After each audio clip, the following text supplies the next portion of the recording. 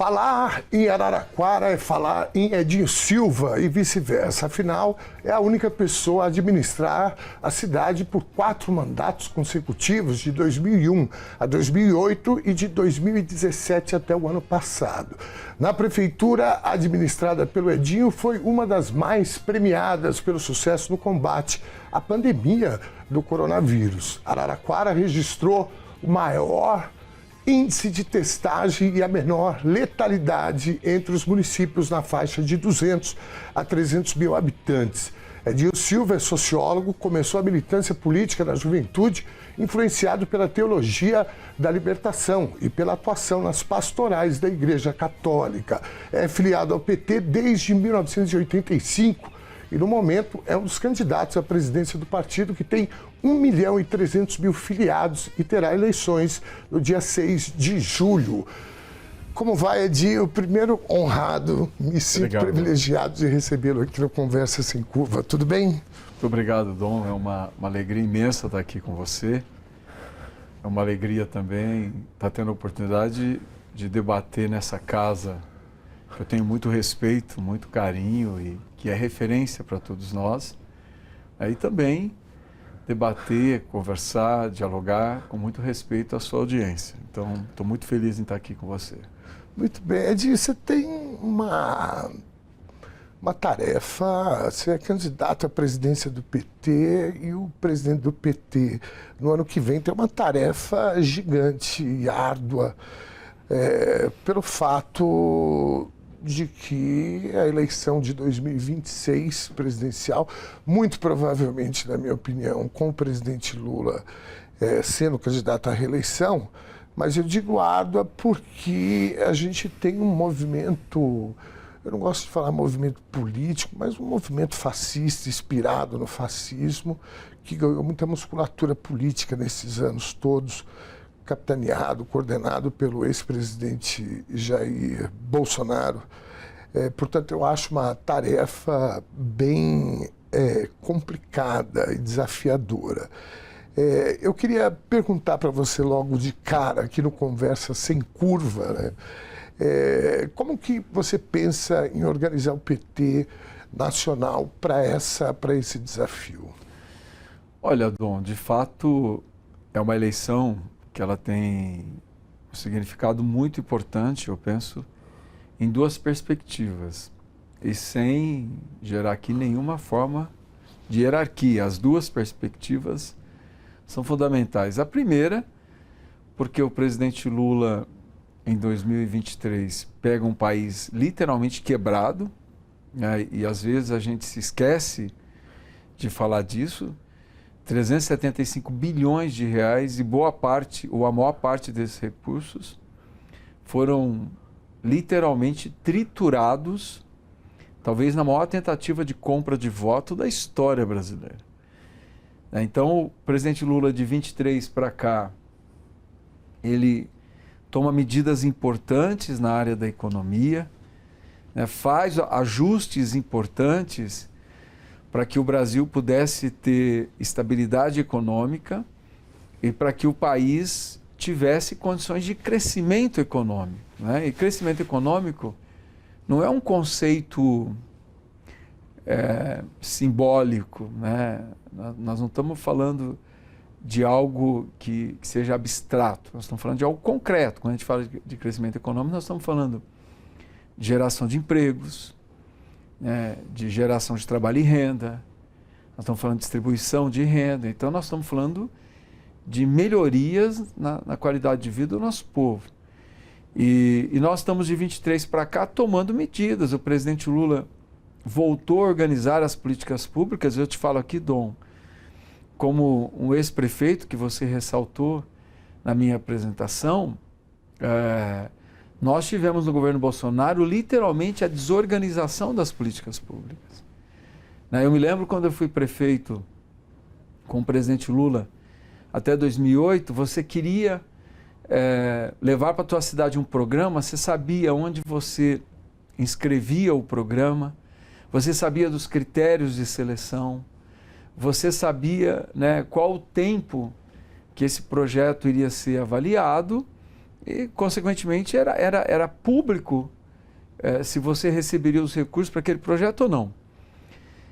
No governo Bolsonaro, literalmente, todas as formas de organização das políticas públicas, elas foram destruídas. Você recebia recurso ou não, dependendo da relação política que você tivesse com algum parlamentar do Congresso. Na pandemia, por exemplo, eu não vou aqui mencionar a cidade, porque a cidade não é culpada, né, mas proporcionalmente na região de Araraquara, nós tivemos municípios que receberam pelo menos o valor é esse mesmo, 3 vezes mais recursos per capita que a cidade de Araraquara para enfrentar uma pandemia. Então você não tinha critério, você não tinha nenhuma forma de organização de iniciativas nas políticas públicas que elas fossem objetivas. Era só da perspectiva da subjetividade política. E o presidente Lula reorganizou Minha Casa Minha Vida, reorganizou o PAC, fez o Bolsa Família ter porta de entrada, ter porta de saída, ajustou critérios, criou condições para que nós tivéssemos o Pé de Meia, que é um programa que eu penso que ele precisa crescer, né? Ele precisa ser universalizado, mas ele existe hoje, né? E tantas outras iniciativas que nós voltamos a ter no governo do presidente Lula, Programa de Segurança Alimentar, nós tivemos o debate e a melhoria do repasse para merenda escolar, né? Enfim, tanta coisa que está acontecendo que, na minha avaliação, precisa ter tempo para que a gente dê continuidade e aprofunde. Por exemplo, o crédito ao trabalhador. Tem muito ainda a gente fazer nessa área de combate ao endividamento das famílias. O projeto que o presidente Lula mandou para o Congresso Nacional de isenção até R$5.000 do imposto de renda, que vai muito além dos 5 mil, né? Os benefícios chegam até R$7.000. Nós precisamos debater esse projeto, debater na sociedade, debater no Congresso Nacional e o ano que vem entregar para a sociedade, pela primeira vez eu acho que o Brasil entrega para a sociedade um projeto de reforma tributária da perspectiva do salário que combate a injustiça da tributação do salário e também enfrenta o debate da não tributação da renda, das retiradas de renda por parte de uma pequena parcela da sociedade brasileira. Nunca nós tivemos algo tão corajoso nesse sentido. Então, reeleger o presidente Lula em 26 tem muito significado para que a gente continue dando prosseguimento a esse projeto de país, né? Nós estamos... ontem nós tivemos um ato no BNDES que deu visibilidade ao quanto que, liderado pelo vice-presidente Geraldo Alckmin, nós estamos reindustrializando o Brasil, né? Fazendo que o país se reindustrialize, que o país seja competitivo, que o país consiga, né, ter uma perspectiva de crescimento da produção, inclusive para as próximas décadas. Então, eu poderia ficar aqui consumindo boa parte do tempo do seu programa falando desse significado da reeleição do presidente Lula. Mas tem um que é fundamental pensando o futuro do Brasil e também o futuro do mundo, que é nós derrotarmos o fascismo no Brasil. Dom, ninguém tenha dúvida que depois no pós-Segunda Guerra Mundial é o momento mais crítico, internacionalmente falando, do ponto de vista da destruição da agenda do humanismo, da destruição da agenda dos direitos humanos, uma agenda que foi construída por meio da organização da ONU pós-Segunda Guerra Mundial, portanto, pós-Holocausto, que é a maior tragédia humanitária da nossa história. Então, quando nós falamos de derrotar essa ascensão do fascismo, que ela é uma ascensão internacional, é só nós olharmos o quanto que o pensamento fascista cresce no coração da Europa, né? Administra um país tão importante como a Itália hoje, onde a Meloni, que é a primeira-ministra italiana, ela se autodefine como fascista. né, o nazismo voltando a fazer 20% do eleitorado da Alemanha, ou seja, a Alemanha começa a esquecer o trauma da Segunda Guerra Mundial, o trauma do nazismo, o trauma do Holocausto. Né? Nós vemos a agenda em ascensão com a volta do Trump nos Estados Unidos e nós, Dom, não podemos banalizar, os nossos olhos não podem se acostumar a mazelas que nós achávamos que tínhamos superado no pós-Segunda Guerra Mundial. E nós estamos vendo imigrantes sendo deportados dos Estados Unidos em avião cargueiro. Imigrantes sendo deportados algemados. Nós estamos, as entidades de direitos humanos denunciando o desaparecimento de imigrantes que foram transportados para El Salvador, que se nada for feito, El Salvador vai virar um outro campo de concentração. Sim. Né? Caracterizado pelas condições históricas desse século XXI. Né? Nós vimos o Trump retalhar a maior universidade do planeta, que é Harvard, impondo medidas autoritárias e também impedindo o debate democrático dentro de uma universidade. A universidade ela é o coração do pensamento democrático. A universidade ela tem que ser o coração, o ambiente do fomento ao debate contraditório, senão não gera ciência. O que gera ciência é quando você instiga, né, a dúvida, é quando você instiga o contraditório. Como que você pode proibir uma universidade de ser democrática? Nós vimos o Trump obrigando a prefeita de Washington a apagar das ruas de Washington a frase "vidas pretas importam", e a gente vai normalizando aquilo que não pode ser normalizado. Então, nós temos que derrotar o fascismo no Brasil, porque não venham dizer que ele não está organizado politicamente. Ele está organizado politicamente no Brasil, sim. Ele está dentro, infelizmente, dos partidos que hoje se caracterizam de direita e de extrema direita no Brasil. E quero te dizer que, do ponto de vista político, talvez só comparado ao momento que nós estamos vivendo do fascismo no Brasil, talvez tenha sido o integralismo na década de 30. Mas, na minha avaliação, o integralismo não tinha a capacidade de mobilização, não tinha a articulação partidária que o fascismo tem hoje. Então, é um momento grave. O fascismo nunca esteve tão organizado na vida política brasileira. E a vitória do presidente Lula também significa nós não permitirmos que o Brasil abra mão da sua tradição democrática, do tanto que a gente lutou para reconstruir a democracia no Brasil. O Brasil, que é um país que valoriza tanto a diversidade do pensamento, a diversidade religiosa, a diversidade de raça, que é aquilo que forma a nossa característica enquanto povo. O Brasil não pode renunciar a essa vocação e ceder ao fascismo. Então, a reeleição do presidente Lula também tem esse significado político assim, fundamental para o nosso futuro. E sinalizar para a América do Sul, para a América Latina, que é possível derrotar o fascismo, sinalizar para o mundo que é possível derrotar o fascismo.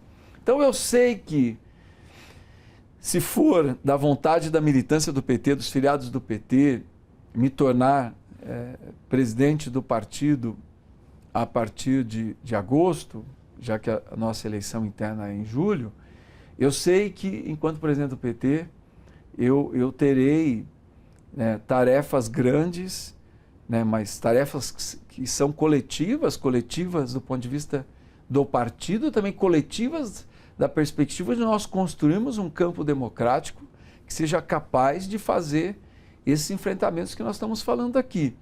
E eu confio muito na força do PT, Dom. Eu sei que nós temos desafios grandes, nós temos desafios de institucionalizarmos o PT cada vez mais como um partido que seja instrumento da luta por direitos do povo brasileiro, das trabalhadoras, trabalhadores brasileiros. Eu sei que nós temos o desafio de...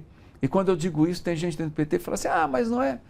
muita gente continua fazendo trabalho de base. Eu não estou dizendo que não tem gente no PT que faz trabalho de base. O que eu estou dizendo é que nós temos que ter uma orientação partidária de priorização do trabalho de base no partido. Nós temos que voltar a priorizar o trabalho de base como orientação da direção partidária.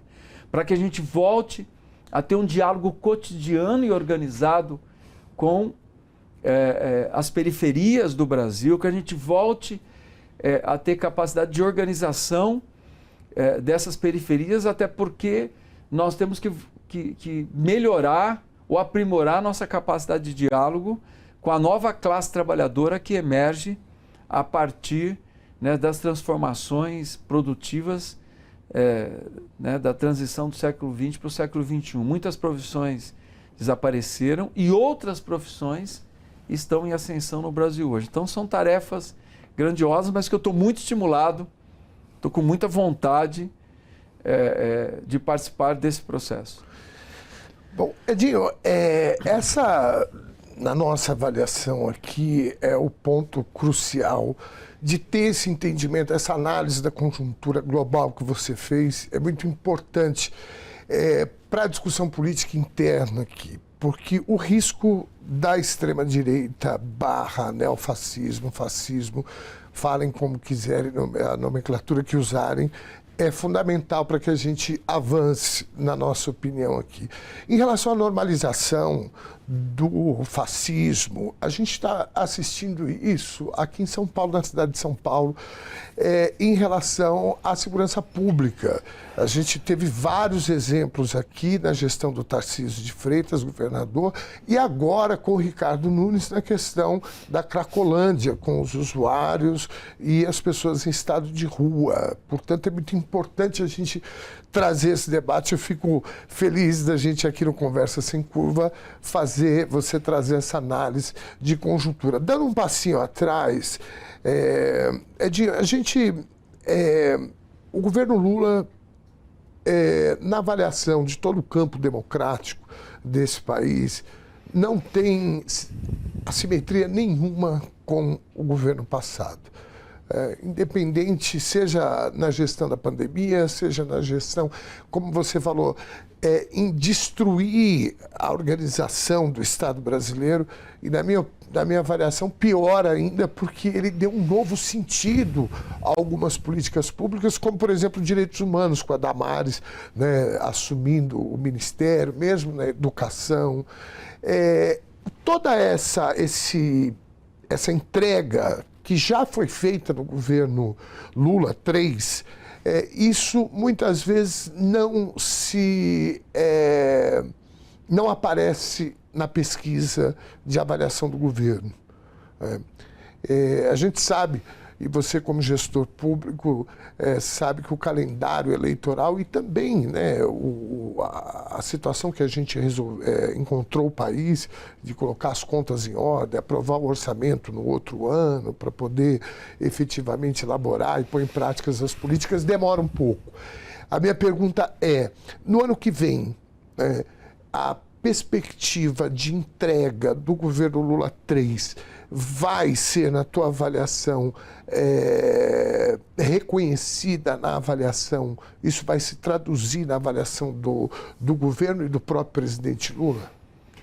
Olha, Dom, ontem eu tive a oportunidade de conversar com o Aloysio Mercadante, que hoje é o presidente do BNDES, e quero aqui publicamente dar os parabéns a ele, porque os números do BNDES são excepcionais. O que o BNDES, né, dentro desse projeto coordenado pelo vice-presidente Geraldo Alckmin de reindustrialização do Brasil, ou de aprimoramento da nossa política industrial, o BNDES tem cumprido um papel, na minha avaliação, histórica. E no diálogo com o Aloysio, eu penso que tem uma frase que ela é emblemática. Ninguém fez mais pelo Brasil do que o Lula. A hora que a gente pega os números do governo Lula e compara com os números do governo Bolsonaro, é uma coisa, acachapante. É acachapante. Não tem como fazer comparação, né? E claro, nós, como eu disse agora há pouco, nós viemos de 22, literalmente reorganizando o governo brasileiro, estabilizando, inclusive, Dom, as instituições do Estado brasileiro, porque o Bolsonaro conseguiu gerar uma instabilidade institucional, briga, guerra, afronta de poder contra poder, é um clima horroroso.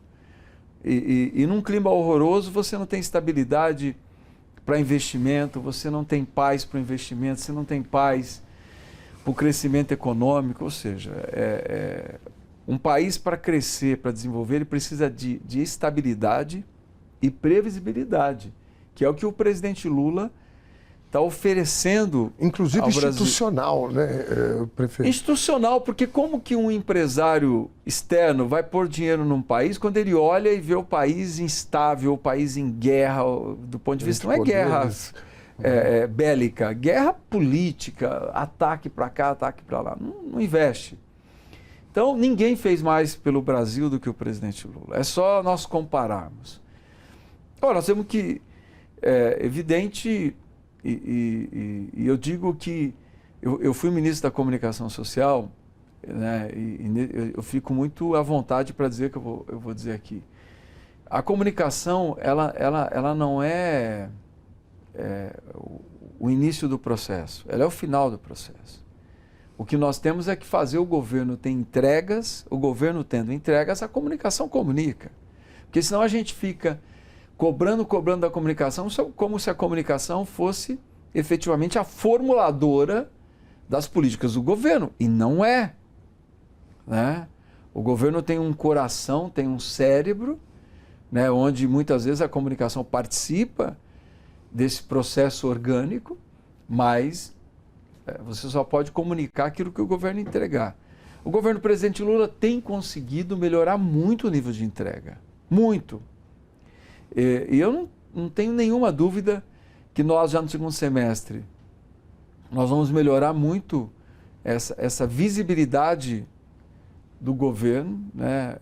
Ou seja, o povo vai conseguir enxergar o que o governo está entregando, né? Até porque, nesse momento do desenvolvimento do governo, o Sidônio tem conseguido interpretar e traduzir isso em política de comunicação. E eu tenho absoluta certeza que nós vamos entrar no ano que vem com o governo num outro patamar de aprovação. Né? Num outro patamar de aprovação.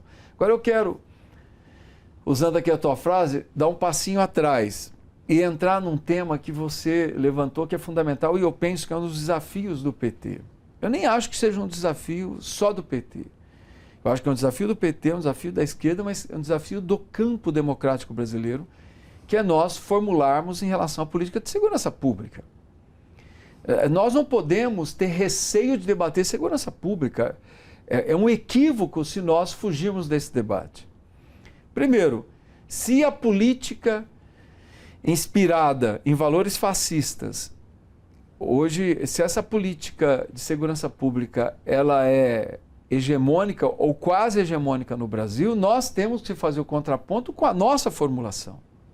E nesse sentido, nós temos governadores do campo democrático, governadores do PT, governadores da esquerda, nós temos prefeitos de capitais desse campo, prefeitos de cidades importantes. Então nós temos condições de formular uma política de segurança pública que seja contraponto a isso que nós estamos vendo. Dom, eu vou fazer aqui uma ponderação. Política de segurança pública não pode ser sinônimo de polícia letal. E eu sei que muitas vezes a gente tem medo de fazer esse debate, mas nós temos que fazer esse debate. Ou seja, se letalidade da polícia fosse sinônimo de boa política de segurança pública, os indicadores de São Paulo seriam melhores. Sim. Porque, efetivamente, nós estamos falando de uma polícia que, infelizmente, tem tido um grau altíssimo de letalidade. E todos os dias nós estamos vendo, infelizmente, erros na condução dessa política de segurança pública. E não estou aqui criticando o policial, não. Nós temos policiais excepcionais, nós temos trabalhadores da segurança excepcionais, trabalhadores de segurança que, inclusive, têm uma outra concepção, que sabe, porque quando o trabalhador da segurança pública, o policial, ele vai para uma operação de risco, além de aumentar a letalidade em relação à sociedade civil, ele também coloca a vida dele em risco. E se nós olharmos, Dom, hoje as famílias dos policiais que morreram em combate, se nós olharmos as famílias dos policiais que ficaram deficientes em combate, assim, eles são totalmente desamparados. A viúva de um policial morto em combate, se a família não ajudar, a família passa, se a família do entorno não ajudar, a família do policial passa fome. Sim. Passa fome. Então o policial também não quer se expor ao risco de perder a sua vida, deixar filho, né, deixar família vivendo de pensão, porque essa é a realidade dos policiais hoje, por exemplo, do estado de São Paulo, que eu conheço melhor a estrutura. Eu fui deputado aqui em São Paulo, eu fui da Comissão de Segurança Pública aqui de São Paulo. Então nós temos que fazer esse debate e hoje nós temos o sistema de inteligência, Dom, que você consegue oferecer o ambiente de segurança para a sociedade sem necessariamente você aumentar a letalidade da polícia. Sim. Por exemplo, eu governei uma cidade que a gente tinha, chamava Câmara Cidadã, uma estrutura, que a gente chegava a ter 3.000 câmeras de monitoramento. Nós instalamos totem de monitoramento. Câmeras inteligentes na entrada da cidade, que você rastreia a placa do carro em questão de minutos. Tudo isso está dentro do campo da prevenção, que é simples. Que é simples, e você pode ter leitura facial do motorista. Se aquele motorista está envolvido em algum ato criminoso, ele também é rastreado, e aquilo dispara a mensagem para todas as viaturas. Portanto, você cria um ambiente, você combate a criminalidade, você cria um ambiente de prevenção com inteligência. Sim. Claro que você precisa da polícia repressiva, eu não estou dizendo que você não precise, mas a polícia repressiva, ela entra naquilo que é essencial, que é necessário, que é a hora que ela precisa entrar. Você não inverte a lógica. A polícia repressiva vai para a rua como política de prevenção. Não, a polícia do confronto, ela se preserva ao máximo. Né? Ela fica... o último recurso. Ela fica no quartel, sendo treinada, sendo preparada, bem remunerada, porque a hora que ela entra, é evidente que é o último recurso.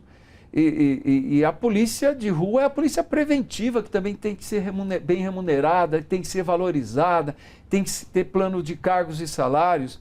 E também, Dom, nós não vamos ter política de segurança pública se a gente não cuidar do adolescente em conflito com a lei. Sim.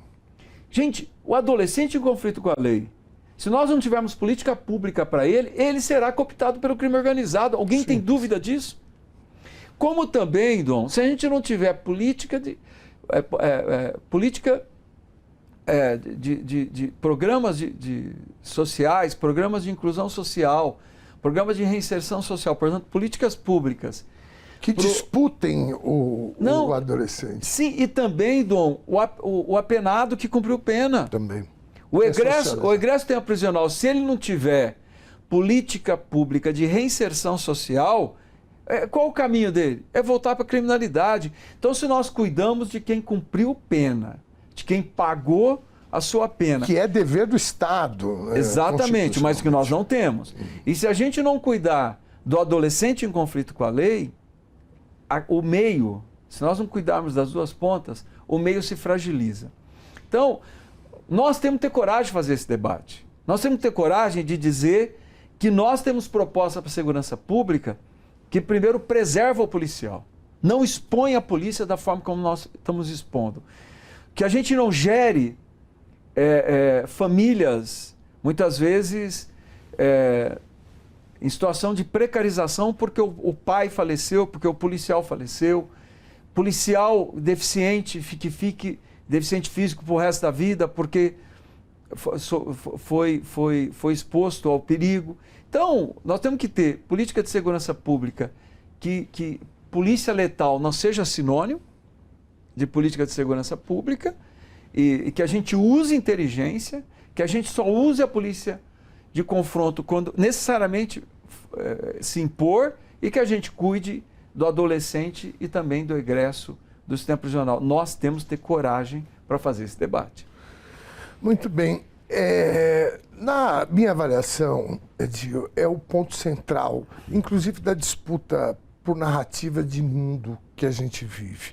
O Bolsonaro, em 2018, eu tenho o hábito de falar que a presidência caiu no colo dele por uma série de fatores. Mas uma das bandeiras que ele tinha era essa de bandido bom e bandido morto, que é um conceito que ilustra toda a política da extrema-direita em relação à segurança pública.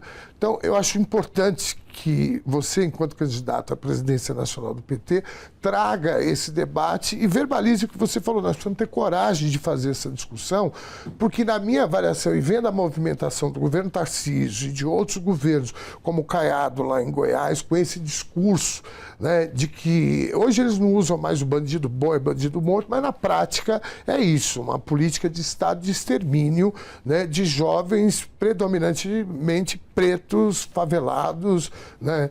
Bom, é importante. Eu vou ter que pedir licença para a gente ir para o nosso intervalo, a gente toma uma aguinha, pode ser? Claro, bom prazer. Muito bem, então não saia daí, a gente está de volta rapidinho.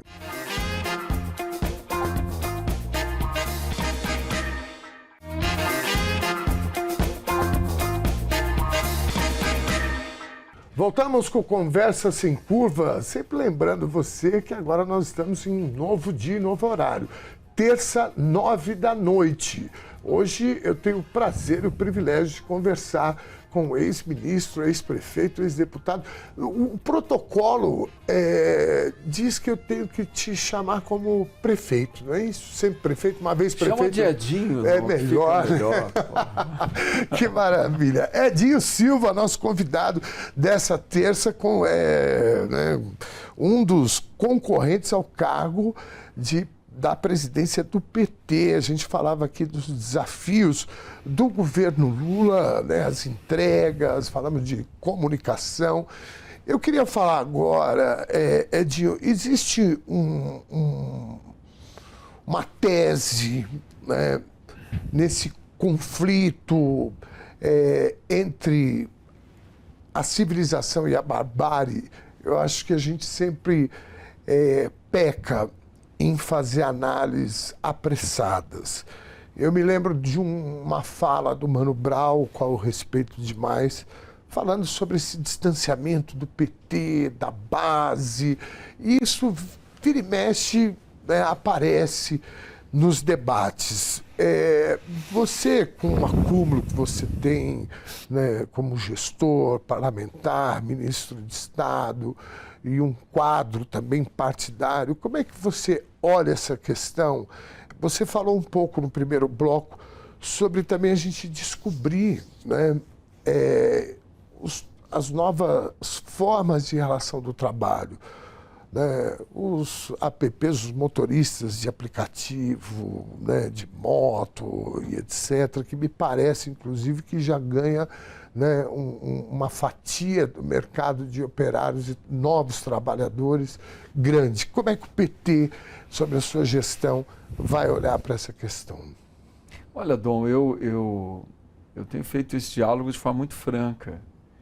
E muitas vezes eu encontro militantes, quadros do partido que não gosta que toquem nesse assunto dessa forma. Agora, eu falei agora há pouco e vou repetir, não é você generalizar que todo mundo do PT deixou de fazer trabalho de base. Claro que não, você tem muita gente que faz trabalho de base. O que eu penso, e isso também é inegável, senão a gente faz um discurso hipócrita, né? Que também nós não podemos ser. Né? Porque a gente tem uma tradição da esquerda que é fazer análise de conjuntura. A análise de conjuntura ela é importante porque se você acerta na leitura da conjuntura, você vai acertar na sua ação, você vai acertar naquilo que você vai fazer. Se você erra na análise de conjuntura, consequentemente você vai errar na ação. Se a gente fizer um paralelo com a medicina, é como se você errar no diagnóstico, você vai errar no remédio ou no procedimento. Sim. Então, o crescimento institucional do PT, e que é importante, eu Você falou agora há pouco aqui, eu não critico a institucionalidade, até porque eu fui vereador, fui vereador por 2 mandatos, eu fui prefeito por 4, eu fui deputado, eu fui ministro de Estado. Então, eu cumpri de forma muito satisfatória vários mandatos. Então, não estou criticando, ao contrário. O mandato ele é importante para o partido amplificar o debate na sociedade, para o partido muitas vezes dar visibilidade à sociedade. E um mandato bem construído, ele também é instrumento de organização da sociedade, né? Então, eu não estou aqui fazendo crítica a quem exerce mandato, mas é evidente que o crescimento institucional do PT fez com que o partido desse mais peso à sua atuação institucional do que a sua organização popular, né? Um parênteses, por favor, até porque administrar uma cidade, um mandato, não é muito fácil também não, né? Você passa o dia apagando incêndio. E você, quando você vai para o mandato, geralmente você leva junto com você os melhores quadros, né? Os militantes e maiores de iniciativa. E é difícil você dizer, olha, eu estou no mandato, a não ser que você esteja no mandato para essa tarefa. Geralmente o mandato vai consumir boa parte da sua energia. E não há como, ninguém é onipresente. Se você está num lugar, você não está no outro, né? Isso fez com que, voltando à nossa análise conjuntural, isso fez com que o partido se fortalecesse do ponto de vista institucional e diminuísse muito a sua orientação enquanto partido para organização de base. Isso foi e tem sido um erro. Então o partido tem que voltar, repito, independente daquilo que a nossa militância tem feito, o partido tem que voltar a orientar do ponto de vista institucional a presença na base e a organização da base. O Dom tem um dado que ele é importante e ele é preocupante. Se nós pegarmos o mapa eleitoral de 22, eu estou falando das 2 últimas eleições, e colocarmos o mapa eleitoral de 24 em cima da de 22, nós perdemos muito voto, mas muito voto na periferia. Ou nas periferias das cidades grandes e das cidades médias. Então nós temos que perguntar por que nós estamos perdendo essa votação. Nós estamos com dificuldade de conversar. Se o eleitor está votando em lideranças que nós sabemos que não representam os seus projetos da perspectiva de melhoria da qualidade de vida, da criação de oportunidades, né, de nós construirmos um país de igualdade de oportunidades, um país mais inclusivo, um país que cuide, né, das famílias, das trabalhadoras e trabalhadores. Se os trabalhadores não estão nos enxergando como representantes desses direitos e estão votando em lideranças antagônicas a esses direitos, nós temos que perguntar, opa, alguma coisa grave está acontecendo aqui. E nós só vamos, evidente, reverter esse cenário se nós tivermos presença.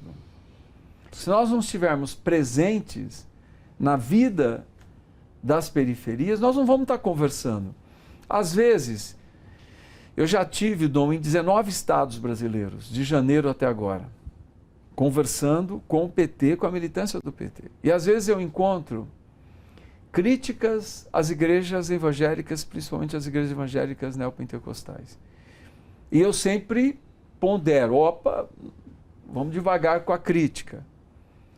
Por quê? Claro que, muitas vezes, o que as lideranças evangélicas falam em relação ao PT não é verdade. Eu sempre digo assim, se a gente for debater, conversar com as lideranças evangélicas, nós vamos ver que, do ponto de vista do cristianismo, o nosso projeto de sociedade está muito mais próximo do que o cristianismo defende do que, por exemplo, lideranças fascistas defendem. Sim. Porque nós defendemos o ser humano, nós defendemos a pessoa, nós defendemos a vida, nós somos contra a violência, nós somos contra a exclusão social, nós somos contra a fome, contra a miséria, coisas que a ideologia fascista literalmente é antagônica ao nosso modelo de sociedade. Então, primeiro, se a gente não conversar, a gente não mostra a similaridade daquilo que a gente defende. Mas tem outra questão. As igrejas evangélicas neopentecostais, elas crescem muito nas periferias porque elas têm presença, Dom. Sim. Quando tem violência doméstica na família, o pastor está lá. Sim. Quando a menina se submete ao abuso sexual, muitas vezes como fonte de renda, Sim. ou quando o menino vai para a biqueira, Perde emprego, como pai de fonte família. de renda, quem está lá tirando a menina da situação de abuso sexual e o menino da biqueira é o pastor. Sim. Quando falta comida na mesa das famílias, é a igreja que organiza a cesta básica. Eu não estou dizendo que o PT tem que concorrer com religião. Religião é subjetividade, é espiritualidade, é outra coisa. O que eu estou dizendo é que nós temos que ter presença. Porque se nós tivermos presença, nós vamos conseguir conversar com a sociedade como as igrejas neopentecostais conversam. O problema não é a gente achar que o nosso adversário é a igreja. Não é. Sim. Na verdade, nós temos que ter presença também para a gente conversar, para a gente disputar ideologicamente. Eu sempre uso, desculpa te interromper, mas sempre uso um exemplo, Dom, que eu falo assim, olha, o motoentregador, que, né, há estudos que já dizem que é a maior categoria profissional do Brasil, o motoentregador, né, quando ele vota nas lideranças da direita, ou muitas vezes lideranças fascistas, né, eles votam porque eles não se enxergam Sim. enquanto trabalhadores e pior, eles não acham que nós estamos representando eles. Uhum. Aí eu dou um exemplo que eu digo assim, olha, quando o trabalhador não tem consciência de classe, não é postando rios que nós vamos fazer o debate de consciência de classe. Sim. Debate consciência de classe, do trabalhador se sentir trabalhador, dele entender quem é que defende os seus interesses e quem não defende, é educação popular, Dom. É isso. Educação popular é reunião com 10, é reunião com 15, é reunião com 20. E a gente não faz isso postando rios. Não, eu ia te interromper aqui, porque o Frei Beto esteve aqui sentado na mesma poltrona que você, e ele falou uma coisa que traduz muito o que você está dizendo. Inclusive, essa frase virou tema do documentário dele, que é a cabeça funciona onde os pés pisam. Que é Paulo Freire. É isso. Que é Paulo Freire. É importantíssimo isso. E essa reflexão que você faz é muito importante, principalmente quando você traz essa perspectiva também das igrejas neopentecostais, que não se resume ao Malafaia ou outros pastores que estão aí. Está correto, Edinho? Claro que não, Dom. Eu penso assim, a gente não muda nada pelo lado de fora. A gente muda quando a gente está do lado de dentro. Uhum. Né? Então, para estar do lado de dentro, a gente tem que conversar, a gente tem que estar dentro da realidade. Lá de dentro, ponto de vista, não estou dizendo para ninguém Sim. ir para dentro de igreja, fazer disputa por isso. A gente tem que estar dentro da realidade.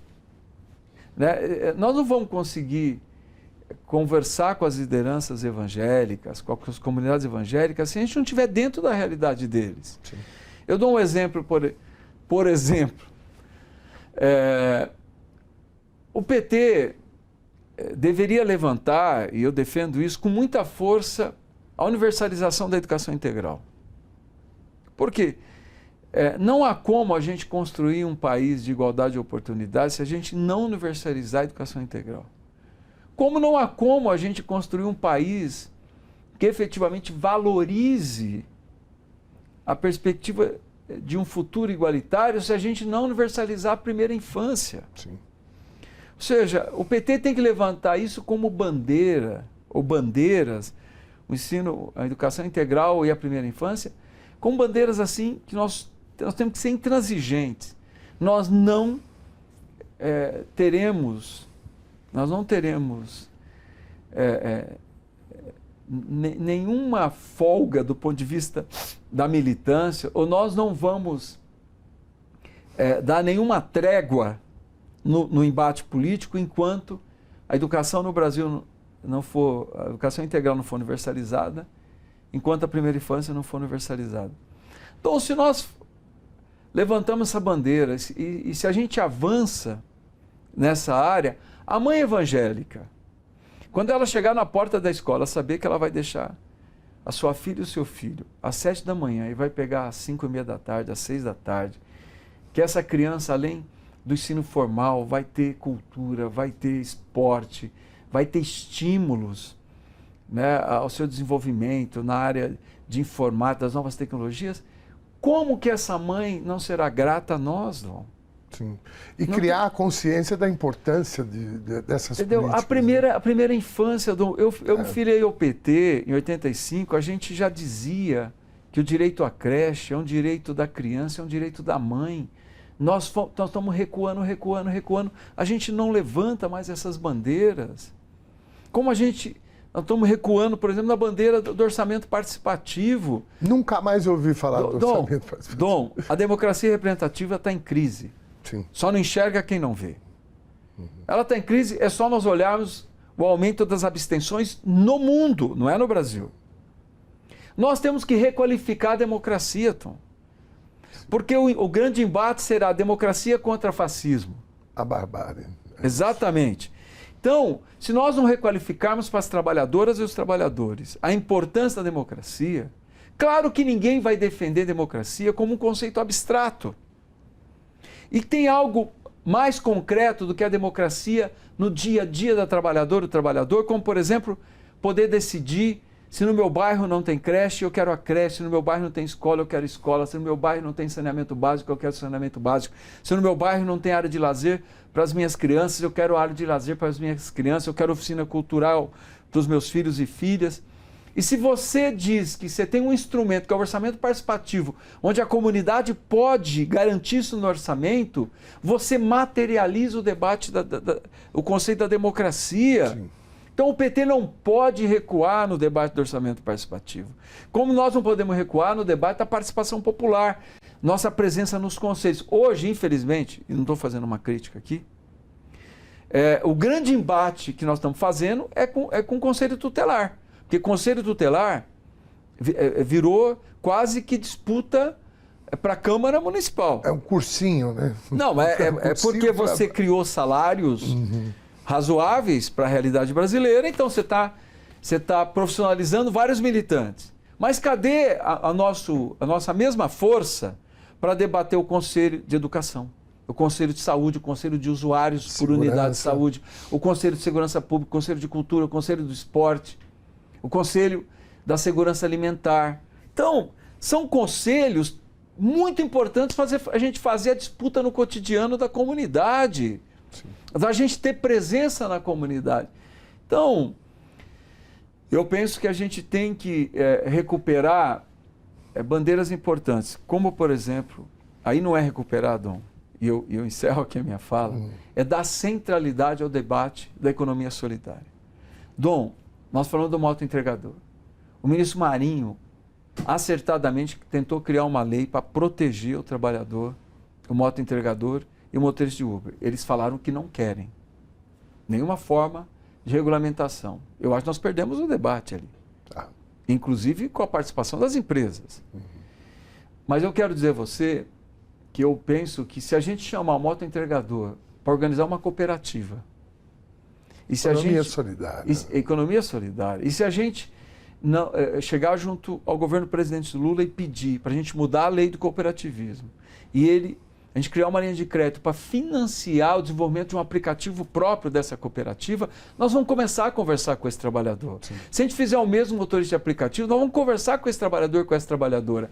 E por fim, Dom, quantas trabalhadoras e trabalhadores, nesse exato momento nós estamos conversando, nessa noite aqui nós estamos conversando, estão nas plataformas de jogos, plataformas de venda, plataformas de conteúdo, recortando vídeo e impulsionando vídeo. Sim. Como chama essa profissão?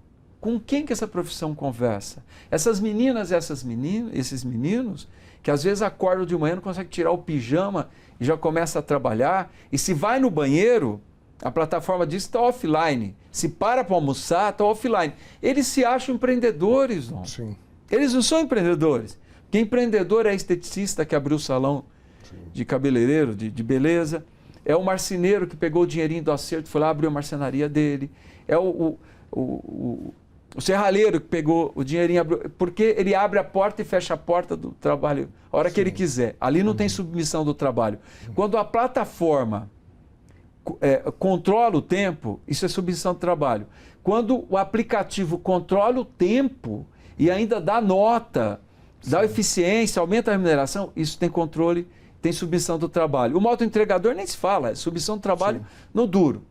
Agora, se a gente não chamar esse menino, essa menina que está recortando o vídeo, impulsionando o vídeo, para conversar e dizer, querida, querido, você não é empreendedor. Sim. Você é classe trabalhadora precarizada. Se a gente não chamar e conversar, como é que eles vão saber que eles fazem parte da nova classe trabalhadora? Qual o instrumento para a gente organizar? Eu não tenho nenhuma dúvida que a gente tem que dar centralidade à economia solidária, mas infinitamente mais do que nós já demos ao longo da nossa história. Muito bem. Edinho, eu passaria horas e horas conversando com você. Eu falei aqui na abertura do programa que era uma honra e um privilégio conversar com você. Nós temos um amigo em comum, que é o Felipe, que foi prefeito lá de José de Felipe, meu irmão. E eu sempre converso com ele, e em várias oportunidades a gente falou sobre você. E eu estou muito feliz e, de novo, dizendo que é um privilégio conversar contigo. Eu passaria horas, mas infelizmente o tempo de televisão é curto, a gente já está caminhando para o final. Eu queria te fazer a pergunta final aqui.